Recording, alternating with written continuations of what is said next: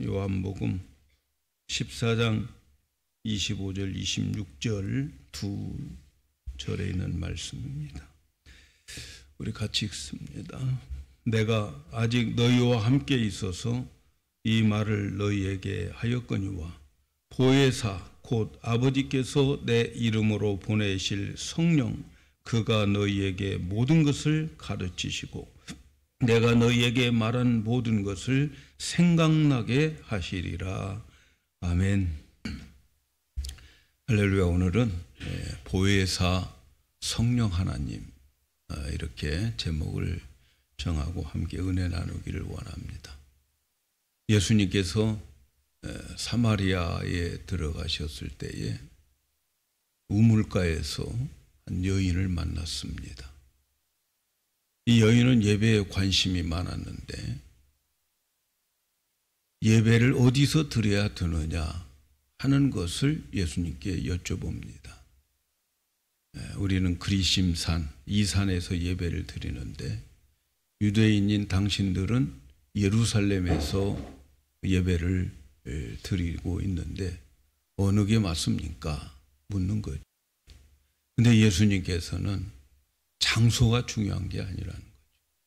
장소가 중요한 게 아니라 하나님을 알고 예배를 드리느냐 아니면 하나님도 모르면서 예배를 드리느냐 이게 중요하다는 거예요. 그래서 요한복음 4장 22절에 너희는 알지 못하는 곳에 알지 못하는 것을 예배하고 우리는 아는 것을 예배하노니 구원이 유대인에게서 남이라. 안다는 거죠. 하나님을 알고 예배를 드리는 거예요. 예배라고 하는 것은 하나님과 만남입니다.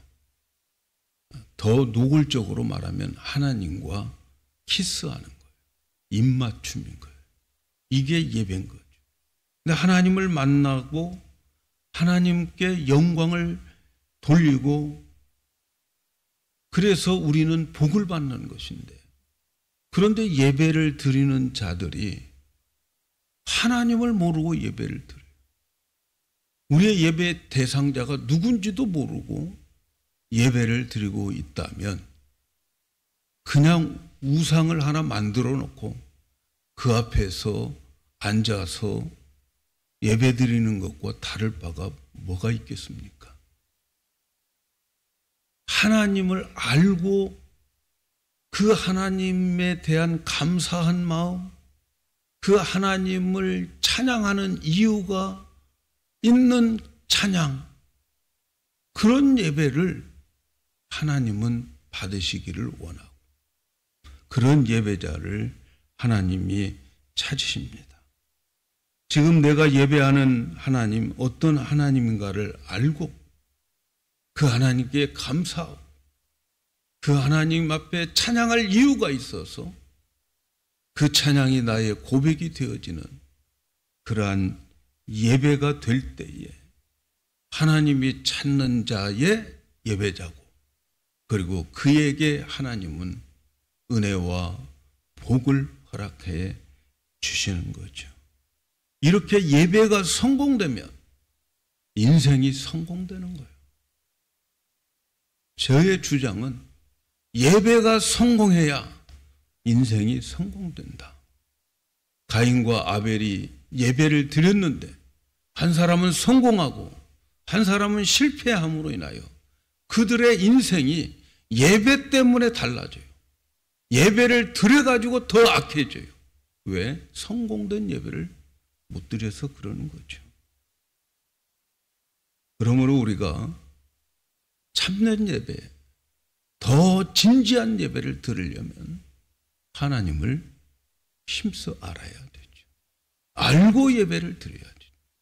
우리가 드리는 하나님이 어떤 하나님인가를 알고 예배를 드릴 때에 하나님은 우리에게 은혜도 주시고 평강도 주시고 이 땅의 모든 것들을 풍성하게 채워 주시게 될 것입니다. 오늘 여러분이 드리는 이 예배, 여러분은 지금 어떤 하나님이라고 생각하면서 예배를 드리고 계십니까?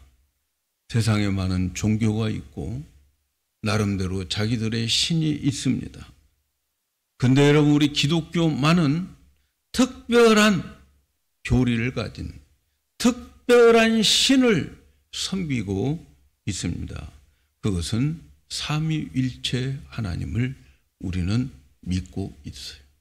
삼위일체 하나님에 대한 교리가 있어요. 기독교에서 말하는 하나님은 그래서 다른 종교들이 찾는 신과는 너무나도 다른 그런 하나님을 믿고 있는데, 다른 종교들이 흉내낼 수 없는 하나님을 믿고 있는데, 우리가 믿는 하나님은 삼위일체 하나님인 거죠. 우리는 한 분의 하나님이신데, 그런데 삼위가 있어요. 그 하나님을 성부 하나님, 아버지 하나님, 아들 성자 하나님, 그리고 성령 하나님이라고 우리가 말을 합니다. 그래서 이 한 하나님인데 성부 하나님, 성자 하나님, 성령 하나님 하시는 인격이 같으면서 기능이 다르면서 그러면서 한 분 하나님을 믿는 우리들이에요. 그래서 한 분 하나님인데 인격을 가졌어요. 한 분인데 새 인격을 가졌어요. 그것도 똑같은 인격을 가지고 있고 또 하시는 독특한 기능을 가지고 있어요. 여러분, 성경을 읽어보면 삼위일체라고 하는 단어는 나오지 않습니다. 삼위일체라고 하는 말은 성경에 나오지 않아요. 그런데 성경의 주제들을 다 한데 모아서 성경의 가르침을 이렇게 다 모아놓고 보면 거기에 분명히 삼위일체 하나님이 보여지는 거죠. 그래서 기독교는 성부 하나님, 성자 하나님, 성령 하나님인데 이분이 한 하나님이고 우리는 이 예배를 이 삼위일체 하나님께 예배를 드리고 있는 거죠. 이 삼위일체 하나님을 부인하면 이단이고 이 삼위일체 하나님을 믿지 않으면 구원을 못 받습니다. 이것이 우리 기독교의 독특한 교리입니다. 지난주에 우리는 말씀이신 예수님은 하나님과 똑같은 하나님이라고 말씀을 드렸어요. 이 땅에 아기 예수로 온 그 아기는 성부 하나님과 똑같은 하나님이시고 그리고 그 하나님, 그 이 땅에 오신 그 예수 성자 하나님은 태초의 말씀으로 하나님과 함께 계셨다라고 말씀했고 그 말씀이신 하나님이 곧 성부 하나님과 같은 하나님이다 이렇게 말씀을 드렸어요.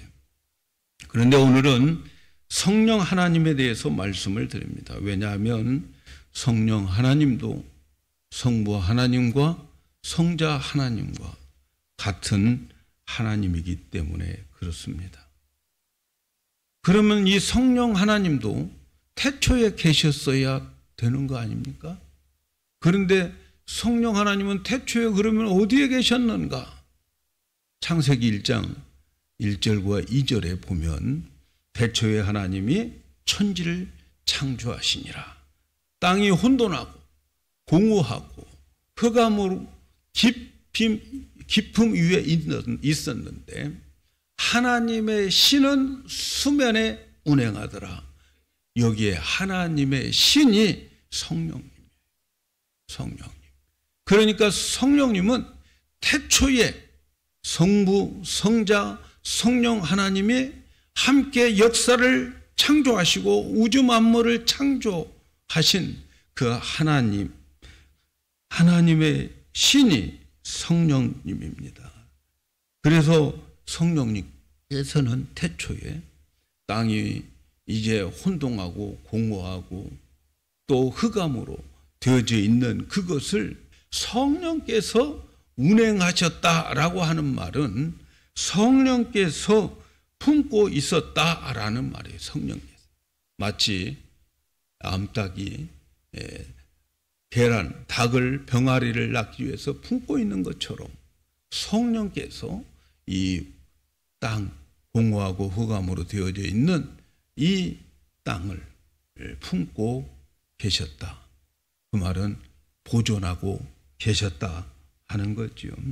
그러니까 태초에 하나님이 개별적인 인격을 가지고 계셨는데 성부 하나님은 모든 것을 계획하시고 성령 하나님은 계획하신 그것을 말씀으로 창조하시고 그리고 성령 하나님은 그 되어진 모든 것들을 보존하시면서 삼위일체 하나님은 태초부터 계셨다 하는 것을 말씀하고 있어요. 그래서 삼위일체 하나님이 창조 사역을 함께 하셨다. 그래서 하나님께서 창조 사역을 하시면서 모든 것을 다 만드시고 마지막에 사람을 만들 때 하나님께서는 이렇게 우리가 라는 단어를 써요. 우리. 삼위일체 하나님이. 그래서 창세기 1장 26절에 하나님이 가라사대 우리가 우리의 형상을 따라서 우리의 모양대로 우리가 사람을 만들고 그로 바다의 고기와 공중의 새와 육축과 온 땅과 기는 모든 것을 다스리게 하자. 또 복수로 하나님을 나타내요. 우리. 그 우리가 누구예요? 성부, 성자, 성령 하나님을 말하는 거죠. 어떻습니까, 여러분? 이 삼위일체 하나님, 이 태초에 계셨던 이 하나님, 우리는 그분에게 예배를 드리는 거예요. 예수님께만 예배 드리는 게 아니고 하나님께만 예배 드리는 것이 아니고 성부, 성자, 성령께 예배를 드리는 거예요. 어떻습니까? 삼위일체. 이해가 갈 것 같기도 하고 또 헷갈리고 무슨 말인가 멍하기도 하고 그러지 않습니까? 제가 신학교 다닐 때 삼위일체 과목을 한 학기 동안 들었어요. 선생님이 교수님께서 가르쳐 준 거 열심히 듣고 읽으라는 책 읽어가며 공부를 하고 시험을 쳐서 그리고 교수님이 원하는 답을 써서 학점을 받았어요. 한 학기 동안 시험을 쳐서 학점도 받았지만 도대체 이 하나님에 대해서 시원스럽게 설명을 못해요. 지금도 저는 삼위일체 하나님에 대해서 시원스럽게 설명을 못해요. 시험 보고 나서 제가 느낀 게 하나가 있었어요. 내가 이렇게 정확하게 확실하게 설명할 수 없는 이 삼위일체 하나님을 그런데 내가 지금 믿고 있더라는 거예요. 내가 설명할 수 없는 하나님인데 시원하게 설명할 수도 없는데 그런데 이 삼위일체 하나님은 분명히 내 삶 속에 내 인생 속에 계시고 역사하시고 그리고 그 하나님을 체험하게 되더라. 그래서 나는 설명은 할 수는 없지만 내가 믿고 있다고 하는 자체에 저는 정말 감사를 한 적이 있어요. 여러분은 어떻습니까? 예수 그리스도 그분이 우리를 위해서 십자가에서 죽으셨고 그리고 하나님은 우리를 사랑하셔서 예수님을 이 땅에 사람으로 보내시고 그래서 예수님이 십자가에서 죽으시고 십자가에서 죽고 난 다음에 부활하시고 우리의 죄값을 지불하시고 우리에게 생명을 주시고 그 생명 주시기 위해서 그 죄값을 치르기 위해서 최고의 고통을 받으시면서 십자가에서 죽고 부활하신 예수님, 여러분 믿지 않습니까? 믿어지지 않습니까? 우리는 이 예수님을 분명히 믿어요.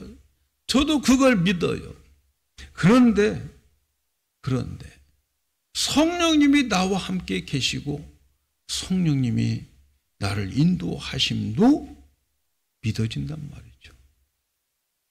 그런데 오늘날 많은 성도들은 하나님 아버지와 아들 예수 그리스도에 대해서는 감사와 경외와 예배를 드리는데, 오늘 정작 성령 시대에 살고 있는 우리들은 성령 하나님에 대해서는 가볍게 소홀히 여기고 있지 않나, 그렇게 생각을 합니다.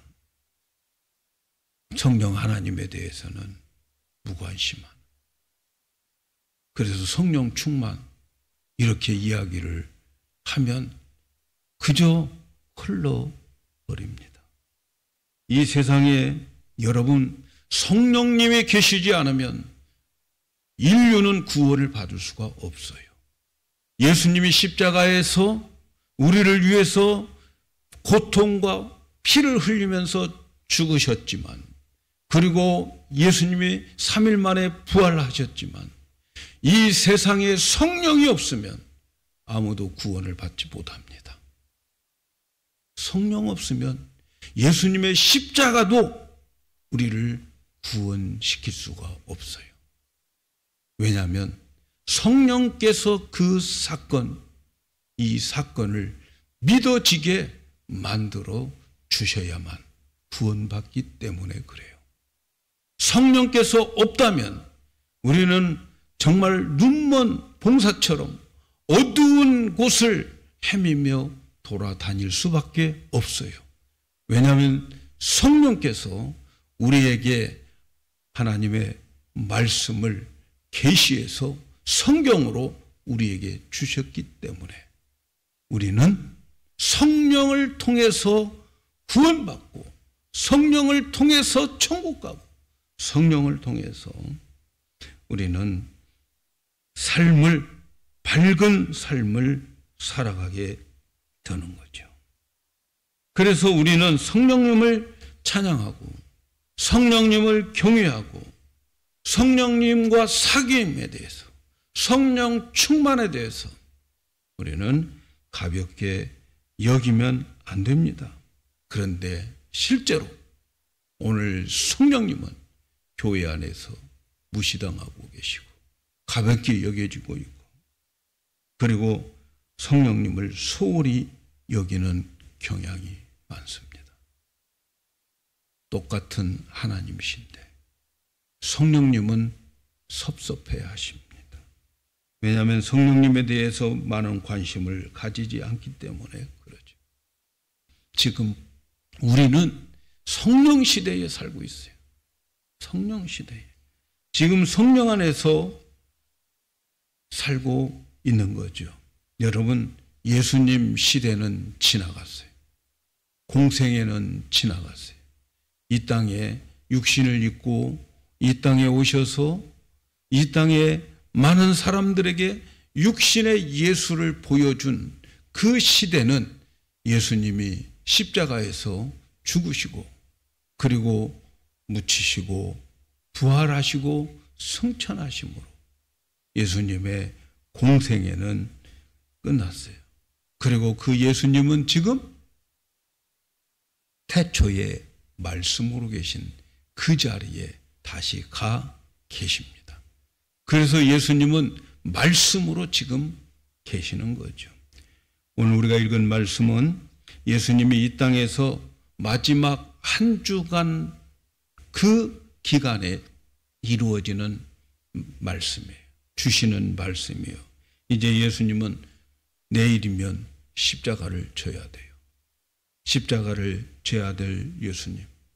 제자들과 함께 유월절을 지키면서 제자들의 발을 씻어 주시면서 선생으로서 제자들의 발을 씻기는 하나님으로서 종의 모습을 보여주면서 이제 제자들과 마지막 밤을 세우게 됩니다.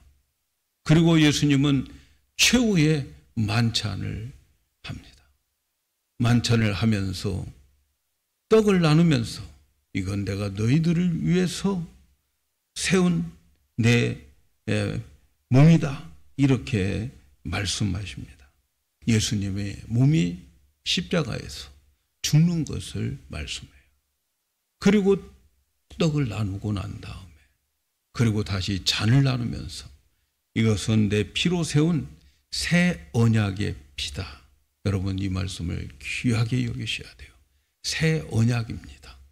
모세에게 준 언약은 옛 언약이에요. 그런데 예수님은 새 언약의 피를 제자들에게 나누어 주면서 성찬식을 제정하는 거예요. 새 언약이 뭡니까? 지금까지 너희들은 모세의 언약, 너네들의 힘과 능력으로 지키려고 했던 율법을 못 지켰어. 그래서 내가 십자가에서 죽는 거야. 그 죗값으로 내가 죽는 거야. 그런데 이제부터는 새 언약을 세워주는데 그 새 언약은 뭐냐면 내가 너희들의 죄를 다 죗값을 지불하고 그리고 내가 너희들의 죗값을 다 없애버리고 난 그 깨끗한 마음에 성령을 보내서 그래서 그 성령께서 너희 마음에 있게 하고 그 성령이 너희 마음에다가 말씀을 기록해서 그 주신 말씀이 마음이 되어서 그래서 그 마음으로 내가 살아가게 하겠다라고 한 언약이 새 언약인 거죠. 십자가에서 피 흘리신 것은 새 언약으로 살라고 피 흘려주셨어요. 가끔 보면 성찬식 할 때 보면요, 성찬 안 받아요. 떡과 잔을 안 받아요. 왜 안 받느냐? 내가 한 짓을 보니까 이 떡과 잔 앞에 부끄러운 거예요. 그래서 안 받아요. 잔을 갖다 대면 고개를 살려고 흔들어요. 안 받겠다는 거죠. 새 언약을 모르는 사람들, 자기 의를 내세우려고 하는, 아직도 옛 언약으로 살아가는 사람들.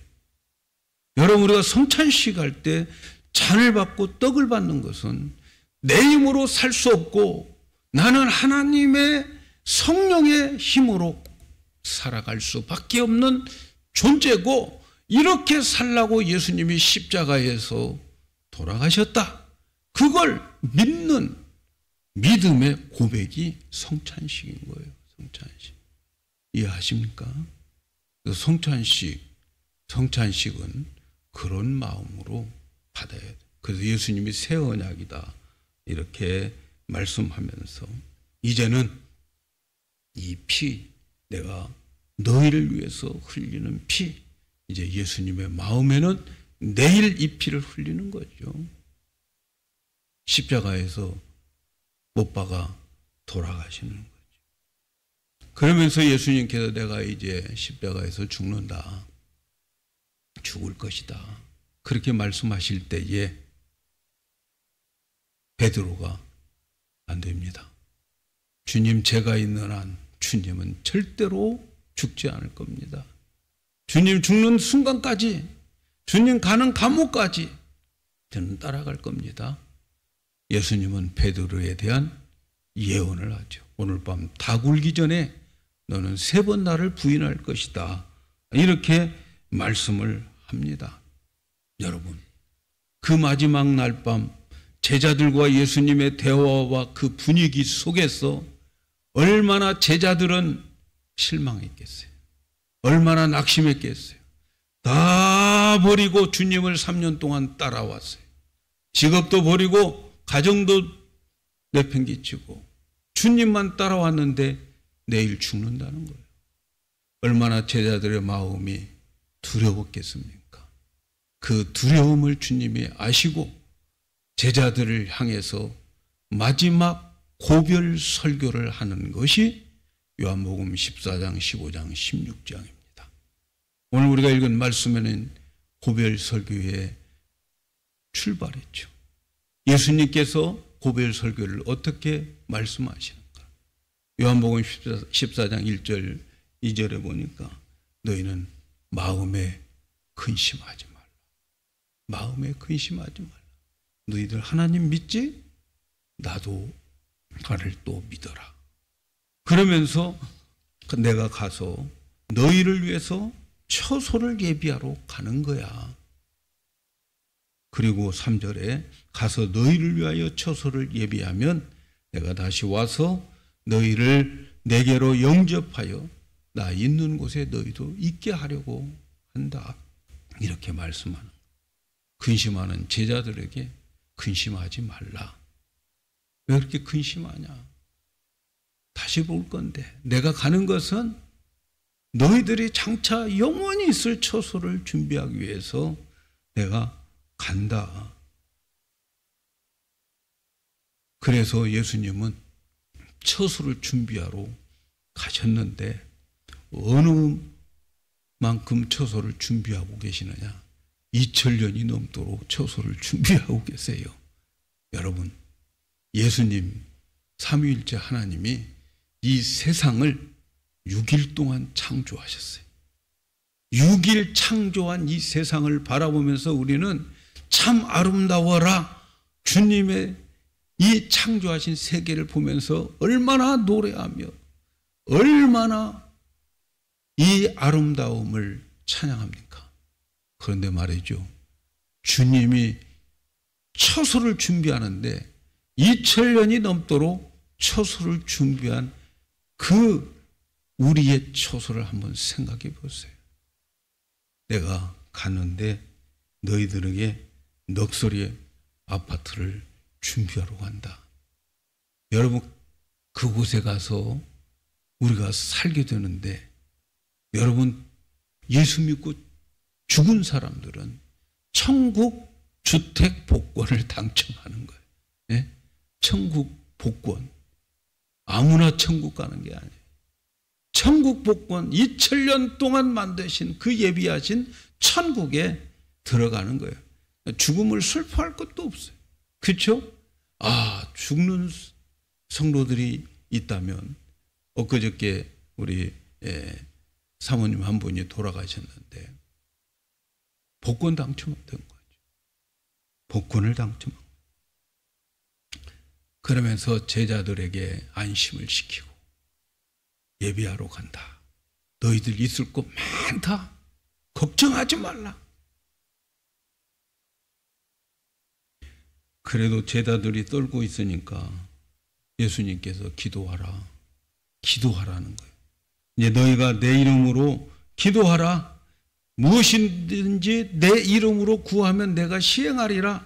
그래서 요한복음 14장 13절 14절에 너희가 내 이름으로 무엇을 구하든지 내가 시행하리니 이는 아버지로 하여금 아들로 인하여 영광을 얻으시게 하려 함이라. 내 이름으로 무엇이든지 내게 구하면 내가 시행하리라. 이렇게 제자들에게 걱정하지 말고 기도하라 말씀하시죠.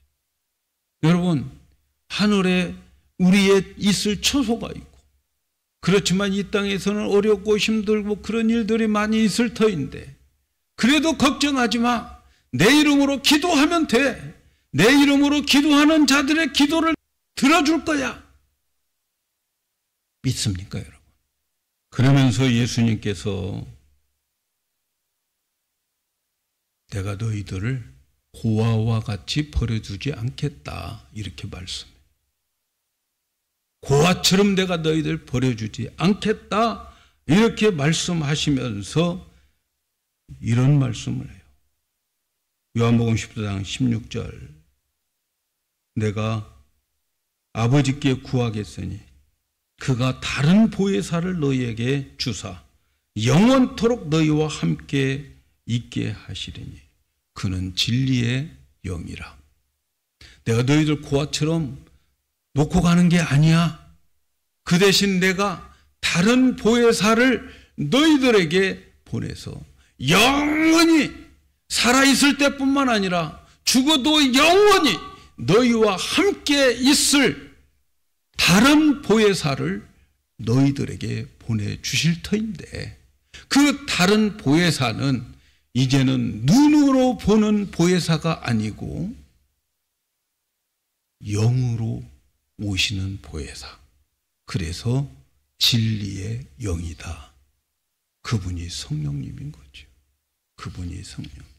여러분, 여기서 우리가 기억해야 될 것은 내가 너희들에게 다른 보혜사를 보내주신다라고 하는 말은, 그러면 원래 보혜사는 누굽니까? 보혜사의 원조는 누구예요? 원래 보혜사는 예수님이 원래 보혜사라는 거예요.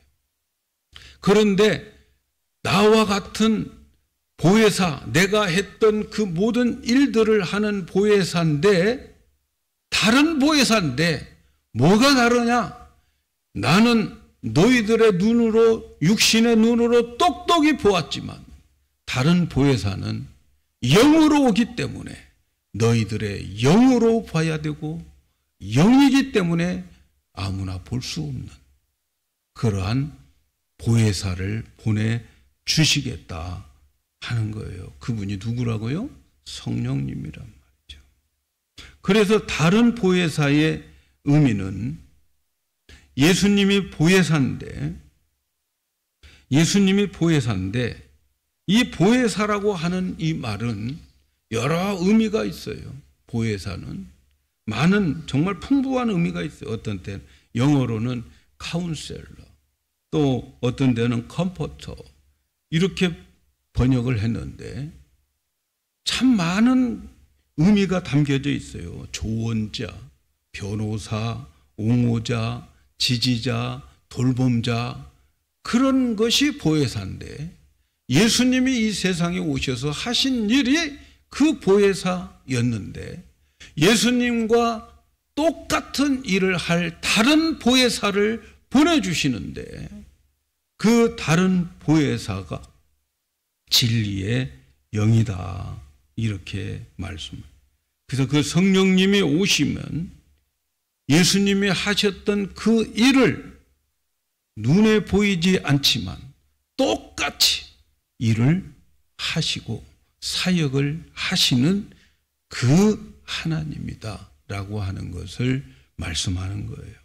그래서 오늘 우리가 읽은 말씀 26절에 보면은, 보혜사 곧 아버지께서 내 이름으로 보내실 성령, 누구의 이름으로? 내 이름으로 보내실 성령, 그가 너희에게 모든 것을 가르치고 내가 너희에게 말한 것을 생각나게 하리라. 보혜사 성령님은 진리의 영으로 오셔서 이렇게 예수님께서 가르쳐 주신 모든 말씀을 가르쳐 주고 생각나게 해 주시는 성령님이다, 이렇게 말씀해요. 여기서 보혜사 성령님, 이 성령님을 내 이름으로 보낸다라고 하는 뜻을 알아야 돼요. 왜 그냥 성령님이 오시면 되지 예수님의 이름을 가지고 이 세상에 오셔야 되느냐 말이죠. 내 이름을 가지고 오시는 보혜사라고 말씀하시냐는 거예요. 여러분, 그것은 예수님의 대리인, 예수님이 하셨던 모든 것을 보이지 않는 성령님 진리의 영이 대리인으로 오시겠다. 예수님의 활동을 보이지 않지만 하시는 성령님으로 오신다 하는 거예요. 성령님이 예수님의 이름으로 오셔서 이 세상에서 예수님이 활동하셨던 그 모든 일들의 대행자로 성령님이 오셔서 오늘날 우리 교회에 성령께서 예수님이 하셨던 그 일들을 하게 만드시겠다는 거죠. 여러분, 예수님은 하나님의 이름으로 왔다고 자신이 소개해요. 그래서 예수님이 하시는 모든 것들은 하나님의 대행자로 일을 하셨어요. 그래서 예수님은 어떤 일을 해놓고 이것은 내가 한 것이 아니고 아버지께서 했다. 예수님은 한 가지도 자기 마음대로 이 세상에서 한 일은 하나도 없다고 말씀하고 있어요. 예수님 안에 계시는 아버지, 그 아버지의 가르침과 그 아버지의 말씀을 듣고 모든 일을 했어요. 예수님은 하나님의 이름으로 오셔서 일했지만 그 일은 모두가 다 하나님의 일인 거죠. 성령님은 예수님의 이름으로 오셨어요. 그러므로 성령님께서 하시는 모든 일들은 예수님을 대행해서 하시는 사역이라는 것을 우리는 알아야 됩니다. 그래서 예수님은 내가 진리라고 말씀하셨는데, 예수님 자신을 진리라고 말씀하셨는데 성령님을 진리의 영으로 오신다. 예수님의 영으로 오신다. 그래서 사도행전에는 주의 영이라고 하는 말이 나와요. 성령을 주의 영, 주의 영이 나를 인도했다. 주의 영이라고 말을 하는 거죠. 그래서 성령님께서 오셔서 예수님이 하셨던 일들을, 예수님이 주셨던 말씀들을 가르쳐 주시고 생각나게 해 주시는 역할을 성령님이 하셔요. 잘 들으세요. 성령님은 생각나게 하시는 분이에요. 이 강단에 와서 제가 설교를 하면 여러분이 다 알아두고 가지는 못할 거예요. 그러나 저는 믿어요. 뭘 믿느냐? 성령님을 믿어요. 성령님께서 내가 지금 당장 못 알아들었도 덜 깨달았어도 나중에 가르쳐 주시고 생각나게 해 주실 것을 저는 확실히 믿어요. 자, 그렇다면 성령님은 영으로 오시는데, 여러분 성령님이 영으로 오시는데 어디에 오셨을까? 여러분 이거 기억하셔야 돼요. 여러분 우리의 영이 뭡니까? 여러분 우리의 영은 우리의 마음을 가리키는 거예요. 마음이 내 영혼이에요. 여러분 우리의 육신, 이 살덩어리는 죽으면 아무것도 아니에요. 흙으로 돌아가. 그러나 내 영은, 내 마음, 내 정신, 내 영혼은 영원합니다. 그런데 성령님은 어디에 오시느냐? 바로 내 영혼, 내 마음에 오시는 거예요. 고린도후서 1장 22절에 보면 저가 또 우리에게 인치시고 도장 찍었다는 거죠. 그리고 보증으로 뭘 주셔요? 성령을 주시는데 어디에 주셔요? 우리의 마음에 주시는 거예요. 그러므로 성령님은 어디 계십니까? 여러분의 마음에 오신 거예요. 믿습니까? 여러분의 마음에 오시는 거예요. 우리의 마음에 오신 성령님, 그 성령님은 우리의 마음에서 진리의 영으로 예수님의 말씀을 우리에게 전하고 가르쳐주고 들려주고 깨우쳐주는데, 하나님의 음성은 오늘 성령 시대의 사람들은 마음에서 들어야지 귀로 들으면 안 돼요. 귀를 통하여 마음으로 들려져야 되는 것입니다. 왜냐하면 성령님의 말씀을 전해주시고 깨닫게 해주시는데 어디에서 우리의 마음, 이 우리의 몸을 성전이라고 하는데 성전의 지성소가 마음인 거죠. 마음에서 들려줘요. 그래서 그 마음을 우리에게 들려주면, 마음에서 들려주면 그 말씀이 내 마음이 되고, 그리고 그 마음으로 살아가는 거예요. 율법 지키려고 노력하는 게 아니고 성령님이 주시는 마음 가지고 살아가려고 애쓰다 보면 나중에 천국 가서 뒤돌아보면 율법의 요구들이 다 이루어져 버리는, 그것이 새 언약이에요. 그래서 예레미야와 에스겔에게 새 언약을 약속하시고 히브리서 8장 9장 이 새 언약을 말씀하는데, 에스겔서 36장 26절 27절에 보면 또 새 영을 너희 속에 두고, 이 새 영이 성령이에요. 어디에 둔다고요? 너희 속, 어디에? 마음에 두고 새 마음을 너희에게 주되 너희 육신에서 굳은 마음 재버리고 부드러운 마음을 줄 것이고 또 내 신을 너희 속에 두어 너희로 내 율례를 행하게 하여 너희가 내 규례를 지킬 것이다. 여러분, 율법을 지킬 수 있는 것은 내 안에 계신 성령님이 내게 말씀을 주시고 마음을 주셔서 그래서 율법의 요구를 지키게 해 주시겠다는 주어가 하나님이에요. 그래서 기독교는 하나님이 주어가 되어서 하나님이 나를 선택하시고 하나님이 나를 구원하시고 하나님이 나를 이끌어가서 내가 하나님 백성이 되고 하나님은 나의 하나님이 되는 그 나라에 우리를 이끌어 가시겠다 하는 그 언약이에요. 그렇다면 여러분, 성령님이 내 안에 계시는지 안 계시는지 어떻게 알 수 있을까요? 여러분 안에 성령님 계십니까? 어떻게 알아요? 여러분, 귀한 말씀 하나 소개해 드릴 거예요. 고린도전서 12장 3절 말씀입니다. 우리 같이 한번 소리내서 읽어볼까요? 그러므로 내가 너희에게 알게 하노니 하나님의 영으로 말하지 않는 자는 누구든지 예수를 저주할 자라 하지 않고 또 뭘로? 성령으로 아니하고는 예수를 주라고 고백할 수 없어요. 아멘입니까? 여러분, 예수를 아무나 믿나요? 아닙니다.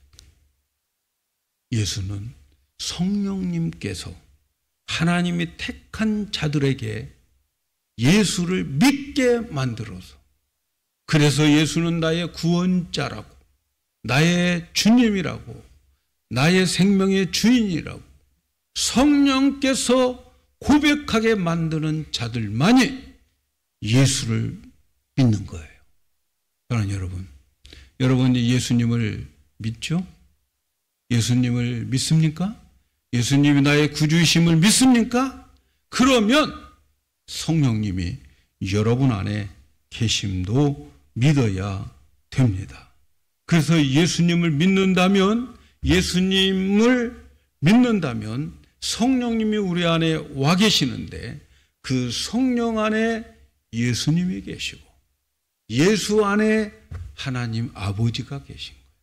그래서 성령이 우리 안에 오시면 삼위일체 하나님이 우리 안에 다 와 계십니다. 아멘이죠? 아멘이죠? 그렇습니다, 여러분. 사랑하는 여러분, 성령님은 예수님처럼 인격을 가지신 분이에요. 우리 안에 눈으로 보이지 않지만 내 안에 계신 성령님은 영원히 떠나지 않습니다. 그리고 내 안에 계신 성령님은 영원히 나와 함께 계시면서 인격을 가지신 하나님이에요. 예수님이 인격을 가지신 하나님인 것처럼 성령님도 인격을 가져서 성령님도 하나님의 깊은 뜻을 아는 지식도 있고 우리의 생각과 우리의 마음을 아는 지식도 가지고 계신 분이 성령님이에요. 그뿐 아니라 이 성령님은 감정도 있어요. 슬프고 걱정스럽고 기뻐하는 감정도 있어요. 우리가 딴 길로 갑니다. 성령이 내 안에 계시는데 내 육신이 딴 길로 가면 성령님이 근심합니다. 걱정합니다. 슬퍼하십니다. 여러분, 그걸 느끼셔야 되는 거예요. 내가 딴 길로 가면 내 안에 계신 성령님 얼마나 슬퍼하시고 얼마나 근심하는지 몰라요. 그래서 성령을 근심하게 하지 말라 이렇게 말씀하고, 성령께서 내 안에서 자꾸 마음의 감동을 주시는 무시해버려요. 성령님 섭섭해하십니다. 성령님 무시당합니다. 여러분, 그래서 우리는 성령 충만해야 돼요. 성령 충만이라고 하는 것은 다른 게 아니고 성령에 순종하는 것이에요. 성령의 지배를 받는 것이에요. 성령이 원하는 대로 살아가는 거예요. 그것이 성령 충만입니다. 그렇게 살다 보면 성령의 열매가 맺혀지게 되고, 그렇게 살다 보면 그 성령께서 우리의 마음 속에, 우리의 삶 속에 하늘의 복과 이 땅의 복으로 충만하게 채워주십니다. 사랑하는 여러분, 저와 여러분은, 아니 우리 영광교회는 성령을 환영해야 돼요. 성령을 무시하면 안 돼요. 성령 충만 받으려고 성령 충만을 위해서 기도하셔야 됩니다. 성령을 더 깊이 알아가고 성령께서 하나님을 더 깊이 알 수 있도록 계시의 영을 허락해 주셔서 하나님을 바로 알고 깊이 알아서 우리의 예배가 더 깊은 예배 되고, 그래서 그 하나님을 더 깊이 알아감 속에 드려지는 예배 속에서 하나님이 예비하시는 은혜와 평강과 이 땅의 기름진 복으로 우리 모두가 충만하게 받으시기를 예수님의 이름으로 축복합니다.